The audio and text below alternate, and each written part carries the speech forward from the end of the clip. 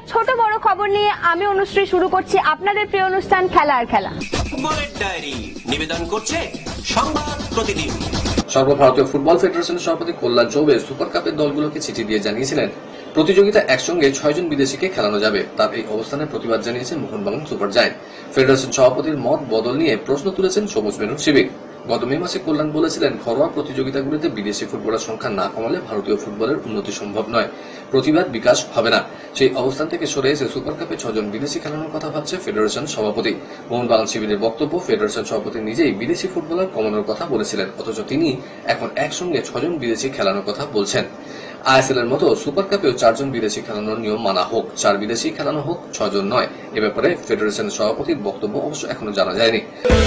ভারতীয় ফুটবলের জন্য দুঃসংবাদ, আগামী বছর এশিয়ান গেমসে সম্ভবত অংশগ্রহণ করতে পারবে না ভারতের পুরুষ এবং মহিলা ফুটবল দল। কেন্দ্র ক্রীড়া মন্ত্রকের নতুন নীতি অনুযায়ী দু দলের পক্ষে শর্ত পূরণ করা কঠিন, অকারণে পর দল পাঠাতে চায় না কেন্দ্র। আগামী এশিয়ান গেমসে ভারতের প্রতিনিধিত্ব করা নিয়ে নির্দেশিকা জারি করেছে ক্রীড়া মন্ত্রক। নির্দিষ্ট শর্ত পূরণ করতে না পারলে ব্যক্তিগত বা দলগত ইভেন্টে অংশগ্রহণ করা যাবে না। কঠোরভাবে নীতি মেনে চলার কথা বলা হয়েছে নির্দেশিকায়।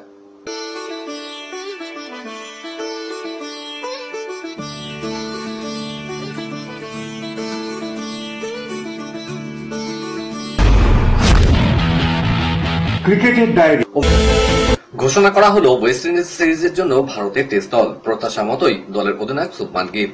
প্রতিশ্রুতি দিয়েও রাখা হলো না বাংলার অভিমন্যু ঈশ্বরনকে, নেই বাংলার আর এক ক্রিকেটার আকাশদীপ। সহ অধিনায়ক করা হয়েছে জাদেজাকে। ঘোষিত 15 জনের দলে রয়েছেন শুভমান, জাদেজা, যশস্বী জয়সওয়াল, KL রাহুল, সাই সুদর্শন, দেবদত্ত পাল্লিকল, ধ্রুব জুরেল, ওয়াশিংটন সুন্দর, জসপ্রীত বুমরা, অক্ষর প্যাটেল, নীতিশ কুমার রেড্ডি, নারায়ণ জগদীশন, মোহাম্মদ সিরাজ, প্রসিদ্ধ কৃষ্ণা এবং কুলদীপ যাদব। দলে 2 ক্রিকেটারের প্রত্যাবর্তন হয়েছে, তারা হলেন দেবদত্ত পাল্লিকল এবং নীতিশ কুমার রেড্ডি। অস্ট্রেলিয়া সফরে দলে ছিলেন পাল্লিকল।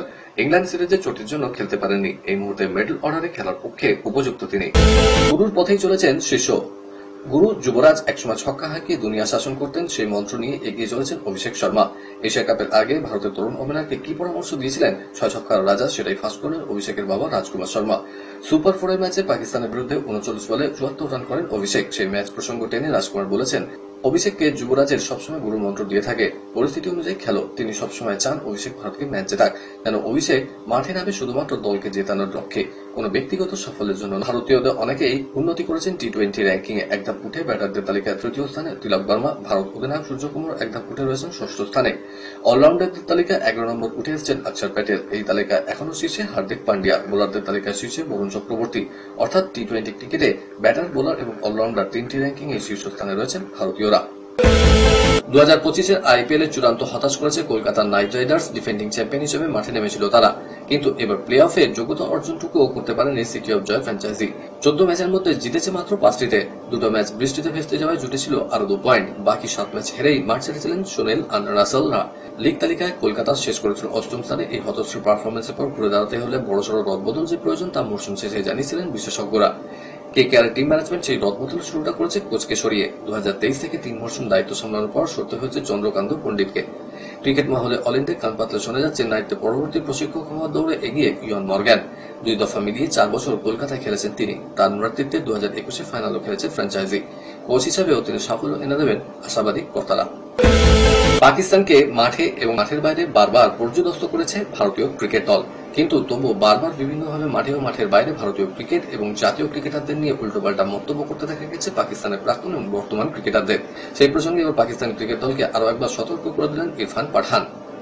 ভারতীয় অলরাউন্ডার বলেছেন, পাকিস্তান ক্রিকেট দলের প্লেয়াররা সুপার 4-এর ম্যাচে ভারতের অভিষেক এবং শুভমানকে বিব্রত করছিল। পুরস্কার বিতরণী মঞ্চে এসে অভিষেক শর্মা নিজেও সে কথা জানিয়েছিলেন, আমরা ভারতীয়রা শান্তিপ্রিয়, আমরা ক্রিকেট খেলতে এসেছি, ক্রিকেটই খেলতে চাই, কিন্তু এটাকে দুর্বলতা ভাবলে ভুল হবে। পাকিস্তান হোক বা অস্ট্রেলিয়ার যে কোনো দেশের ক্রিকেটাররাই কিন্তু যদি ভাবে যে কিছু উল্টোপাল্টা তারা বলে দেবেন, তাহলে কিন্তু সেটা ভুল। খেলার খবর আরো আছে, কিন্তু তার আগে নিয়ে নিতে হচ্ছে ছোট্ট একটা ব্রেক। সঙ্গে থাকুন।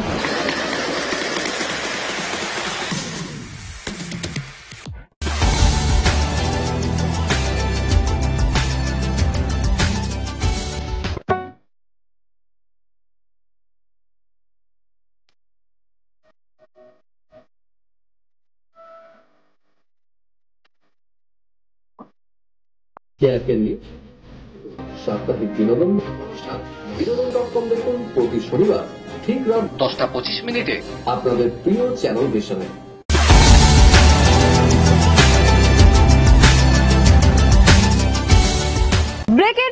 যথারীতি আবার হাজির আপনাদের প্রিয় খেলা নিয়ে।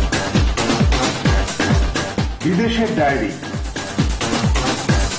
শেষ মরশুমটি তাদের ট্রফিহীনভাবে কেটেছে। সেই ব্যর্থতা ঝেড়ে ফেলে চলতি লা লিগার অপ্রতিরোধ গতিতে ছুটছে রিয়াল মাদ্রিদ। জাভি আলোনসোর কোচিং এ এবার পুরনো ফর্মে ফিরতে মরিয়াতা। ইংলিশ লিগ কাপের ম্যাচে জয় পেয়েছে লিভারপুল এবং চেলসি। এদিন ভালভার্দের পাস থেকে রিয়ালকে প্রথমে এগিয়ে দেন ভিনিসিয়াস। ম্যাচের বয়স তখন 28 মিনিট। এর 10 মিনিটের মধ্যে ব্রাজিল আর্জেন্টিনা যুগল বন্ধুতে 2-0 গোলে এগিয়ে যায় তারা। ভিনিসিয়াসের অ্যাসিস্ট থেকে লিগ। গত বছর অলিম্পিকের পর খেলোয়াড়ী জীবনে ইতি টেনেছেন। এই মুহূর্তে পুরুষদের জাতীয় জুনিয়র হকি দলের কোচ। পরবর্তী প্রজন্মকে তুলে আনার দায়িত্ব নিয়েছেন। আগামী কয়েক বছর এই ভূমিকাই পালন করতে চান। তবে আবারও সিনিয়র দলে ফেরার স্বপ্নে বিভোর পিআর শ্রেজেস। তবে খেলোয়াড় হিসেবে নয়, সিনিয়র দলে কোচিং করাতে চান এই কিংবদন্তি হকি খেলোয়াড়। শ্রেজেস বলছেন, কোচিং করানো আমার কাছে নতুন ব্যাপার। আগামী 5-6 বছরে কোচ হিসাবে যথেষ্ট অভিজ্ঞতা সঞ্চয় করে ফেলব। গ্রুপ পর্বের ম্যাচে তো বটেই, এশিয়া কাপের সুপার 4 এর ম্যাচেও ভারতের কাছে পর্যদস্ত হয়েছে পাকিস্তান। আর সেই ম্যাচ জিতেছিল প্রতিদ্বন্দ্বীদের হারের পথে নুনে ছিটে দিয়েছিলেন সূর্যকুমার যাদব। 22 গজে ওয়াকার দুপারে দুই দেশের 78 বছরের দ্বন্দ্বকে আর বিশেষ মর্যাদা দিতে রাজি ছিলেন না টিম ইন্ডিয়ার অধিনায়ক। এবার সূর্যকুমারের মন্তব্য নিয়ে মুখ খুলেছেন শাহিন আফ্রিদি। তিনি বলেছেন, ফাইনালে দেখা হলে এর জবাব পেয়ে যাবে ভারত। সাংবাদিক সম্মেলনের পেশার বলেছেন, যা খুশি বলুক, ওর নিজস্ব দৃষ্টিভঙ্গি আছে। আমরা ফাইনালে উঠলে আশা করি তখনই এর উত্তর পাবে এই দলের বিরুদ্ধে ম্যাচে। যদিও লাকডাউনের সেই ম্যাচে বিশেষ সাফল্য পেল না লোকেশ রাহুল, ধ্রুব জুরেলের মতো ব্যাটাররা। তার উপর কনকাশন চাপ নিতে হলো প্রসিদ্ধ কৃষ্ণাকে। ম্যাচে ব্যাট করার সময় হেলমেটে বল লাগলে তার পরিবর্তন হিসেবে নামানো হয় যশ ঠাকুরকে। কলকাতার ডায়েরি। ইংল্যান্ড যাওয়ার জন্য বিদেশি সহ মোহনবাগানের সমস্ত ফুটবলাররা ভিসা ইস্যু হয়ে গিয়েছে। কিন্তু Tom Aldred, Dimitri Petratos, Jason Cummings, Jamie ম্যাকটার্নের ম্যাচ খেলতে যাওয়া নিয়ে অনিশ্চয়তা থেকেই যাচ্ছে। টম যুক্তরাজ্যের ও বাকি 3 জন অস্ট্রেলিয়ার পাসপোর্টে ভারতে এসেছেন। পাসপোর্টে ইরানের স্ট্যাম্প থাকলে রাজনৈতিক কারণে নিজেদের দেশে ঢোকার ক্ষেত্রে সমস্যায় পড়বেন বাগানের 4 বিদেশি। প্রাথমিকভাবে মনে করা হচ্ছিল এদের ভিসা পেতে সমস্যা হবে। সেই সমস্যা মিটলেও সেপাহানের বিরুদ্ধে তারা আই ম্যাচে খেলতে যাবেন কিনা তা সন্দেহ। অস্ট্রেলিয়ার মাটিতে ইহুদি বিদ্বেষী কার্যকলাপের জন্য অস্ট্রেলিয়া ইরানের রাষ্ট্রদূতকে বহিষ্কার করেও তেহরান থেকে নিজেদের রাষ্ট্রদূতকে ফিরিয়ে আনে, যার জেরে সাময়িকভাবে বন্ধ রয়েছে তেহরানের অস্ট্রেলিয়ার দূতাবাস। মোহনবাগানের তরফে ম্যাচটা নিরপেক্ষ ভেন্যুতে আয়োজনে আবেদন করা হলেও এফসি তা খারিজ করেছে। আইএফএ শিল্ড খেলতে পারবে না বলে সরকারিভাবে আইএফএ কে জানিয়ে দিল ডায়মন্ড হারবার এফসি। শিল্ডে খেলতে চাইছে না মোহামেডানও। এদিন বিকেলে মোহামেডানের শীর্ষকর্তা নিজেদের মধ্যে আলোচনা করে সিদ্ধান্ত নিয়েছেন শিল্ড না খেলার। সবকিছু ঠিক থাকলে সরকারিভাবে আইএফএ কে জানিয়েও দিয়েছেন তারা। এখানেই শেষ নয়, মোহনবাগান এখনো পর্যন্ত শিল্ড খেলবে কিনা তা জানায়নি। এমন পরিস্থিতিতে আইএফএ সচিব অনির্বাণ দত্ত বলেছেন, ঘোষণা অনুযায়ী শিল্ড হবেই। তারা বেশ কয়েকটি ভালো দলের সঙ্গে কথাও বলেছেন। কলকাতার ডায়েরি নিবেদন করলো গুড এজ হসপিটাল।